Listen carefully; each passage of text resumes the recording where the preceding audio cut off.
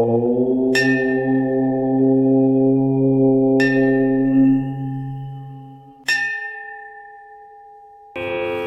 ஏகதந்தம் மகாகாயம் லம்போதரம் கஜானனம் விக்னநாசகரம்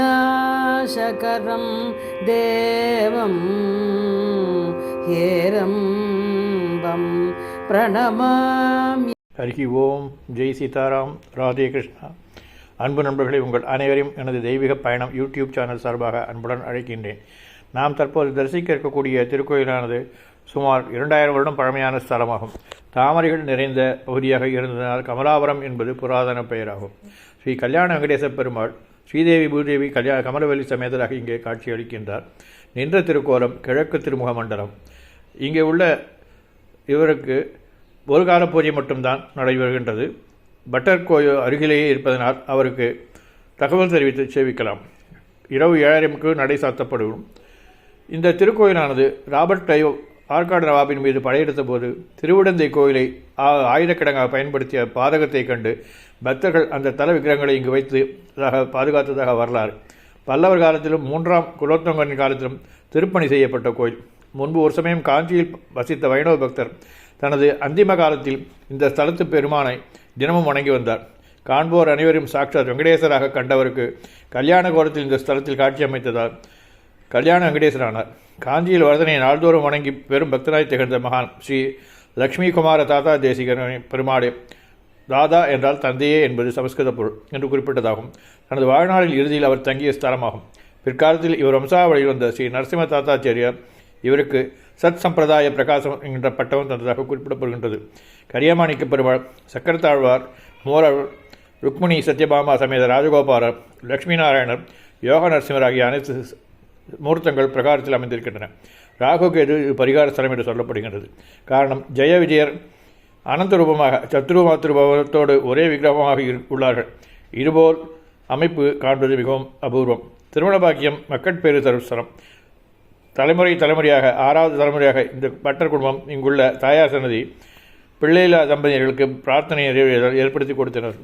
இதுக்கு எப்படி செல்வது என்றால், காஞ்சிபுரம் ரயில் நிலையத்தில் இது 30 கிலோமீட்டர் பெருநகர் வழியே வந்தவாசி சாலையில் சென்றால் செய்யாற்றின் கரையில் அமைந்துள்ள ஊராகும்.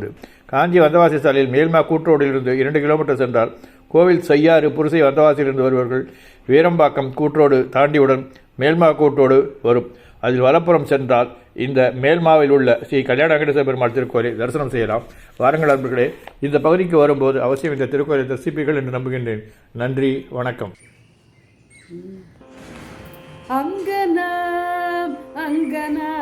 அங்கனாமந்தரே மாதவ மாதவம் மாதவம் ச அந்தரேணாங்கனா இத்தமா கல்பிதே மண்டலே மத்யகः சஞ்சகோ வேணுனா தேவகீ நந்தனः சஞ்சகோ வேணுனா தேவகீ நந்தனः கேகிகே காத்ருதா அநேக பங்கேருஹ ஆலீனகம் சாவலி ஹிருத்யதா ஹிருத்யதா கம்சவம் ஷடவி தாகதவானலஹ சஞ்சகோ வேணுனா தேவகீ நந்தனः சஞ்சகோ வேணுனா தேவகீ நந்தனः क्वापि वीणाभिराराविणा कम्पितः क्वापि वीणाभिरा किङ्किणी नर्तितः क्वापि वीणाभिरामान्तरं